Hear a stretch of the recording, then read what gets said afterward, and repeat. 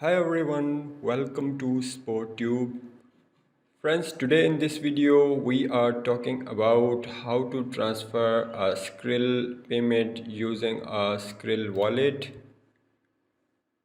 Before starting this video, make sure you subscribe my channel and press the bell icon with all notification for the upcoming latest updates.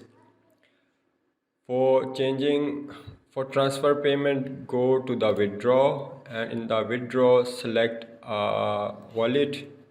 Just I type all my payments 14.77, then click to continue. After continue, you have to see the total fee and amount, then click again to continue. As you can see, transaction successfully complete.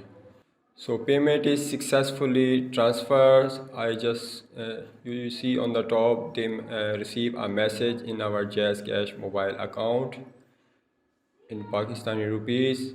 They have 2,944 rupees received in my Jazz Cash account. So this is the way how to transfer payment our Skrill to our Jazz Cash account. Hope you like this video. If you like, please subscribe my channel and press the bell icon with all notification for the upcoming latest update. Thanks for watching.